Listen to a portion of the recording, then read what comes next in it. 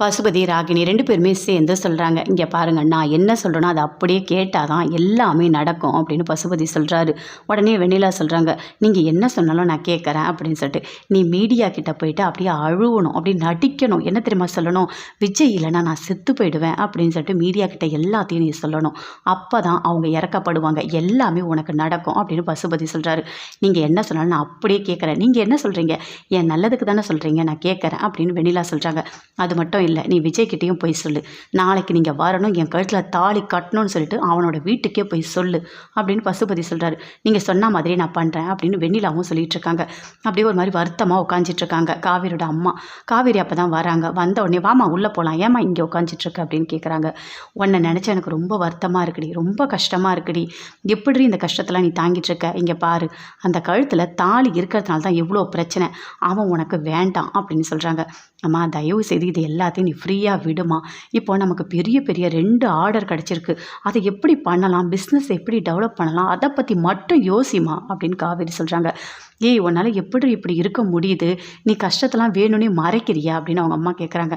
அம்மா அதெல்லாம் ஒன்றும் இல்லைம்மா அப்படின்னு காவேரி சொல்கிறாங்க. அந்த பையன் உனக்கு வேணாண்டி, நான் சொல்கிறத கேளுடி அப்படின்னு சொல்கிறாங்க. சரிம்மா, நம்ம எதுவாக இருந்தாலும் அப்புறம் பேசிக்கலாம், நீ வா அப்படின்னு சொல்லிட்டு உள்ளே கூட்டிகிட்டு போகிறாங்க. அவங்க அம்மா ரொம்ப வருத்தமாக போகிறாங்க. அப்படியே பார்க்குறாரு. அப்போ நிவின் வராரு. வந்த உடனே விஜய் கிட்ட பேசிகிட்டு இருக்காரு. என்ன இங்கே நடக்கிறதெல்லாம் பார்த்தா எனக்கு கஷ்டமாக இருக்குது அப்படின்னு நிவின் சொல்கிறாரு. என்ன நடந்தாலும் சரி, என் பொண்டாட்டி காவேரி தான், அதில் எந்த ஒரு மாற்றமும் கிடையாது. என் பொண்டாட்டியை யாருக்காகவும் எதுக்காகவும் நான் விட்டு கொடுக்க மாட்டேன். எங்களுக்குன்னு ஒரு குழந்தையே வரப்போகுது, இனிமேல் யாரை பற்றி நான் யோசிக்க முடியும் அப்படின்னு விஜய் சொல்கிறாரு. உங்களோட முடிவில் நீங்கள் தெளிவாக தான் இருக்கீங்க, இப்படியே இருங்க, நல்லதே நடக்கும் அப்படின்னு நிவின் சொல்கிறாரு. காவேரி தான் வெண்ணிலாவை கூட்டிகிட்டு வந்தா. அப்போது அவள் எப்படி தெரியுமா நினச்சா, நான் வெண்ணிலாவை வந்து அப்படி கேர் பண்ணும்போது அவள் மனசுக்குள்ளே அவ்வளோ ஒரு வருத்தம் இருந்தது. எல்லாத்தையும் அவள் தாங்கிக்கிட்டா. அவளுக்கு ரொம்ப ரொம்ப நல்ல மனசு, அது ஒன்று தான். வேற ஒருத்தியாக இருந்தால் என்னென்ன பிரச்சனை பண்ணியிருப்பா தெரியுமா. காவேரி எல்லாத்தையும் கரெக்டாக புரிஞ்சுக்கிட்டா, ஒதுங்கி நிற்கிறா, அமைதியாக இருக்கிறா, எல்லாமே சரியாகும்னு நினைக்கிறா. அதே மாதிரி எல்லாமே சரியாகும், நான் சரியாக்குவேன் அப்படின்னு சொல்கிறாரு. காவேரி ஒரு வேளை கூட்டிகிட்டு வரலனா வெண்ணிலாவை இவ்வளோ பிரச்சனை வந்திருக்காது. ஆனால் நான் வெண்ணிலாவோட ஒரிஜினல் ஒரு ஃபேஸை நான் பார்க்குறேன். இந்த வெண்ணிலாவையும் நம்ம லவ் பண்ணோம் அப்படின்னு நினச்சா எனக்கு ரொம்ப கஷ்டமாக இருக்குது. நல்ல வேளை அவளோட குணம் தெரிஞ்சிருக்கு. ஒரு வேளை இவளை நான் கல்யாணம் பண்ணியிருந்தா நான் ரொம்ப ரொம்ப கஷ்டப்பட்டிருப்பேன். இவளுக்குள்ளே இப்படி ஒரு முகம் இருக்குன்றது எனக்கு இப்போ தான் தெரியுது அப்படின்னு விஜய் சொல்கிறாரு. இல்லை, எனக்கு அவங்க வந்து அவங்களோட சுச்சுவேஷன் அப்படின்னு நிவின் சொல்கிறாரு. என்ன சுச்சுவேஷனாக இருக்கட்டும் நிவின், பேசிக்காகவே நமக்குள்ளே ஒரு குணம் இருக்கும், அது எப்படி அவளுக்கு மாறிச்சு, மாற்றி மாற்றி பேசுகிறா அப்படின்னு சொல்கிறாரு.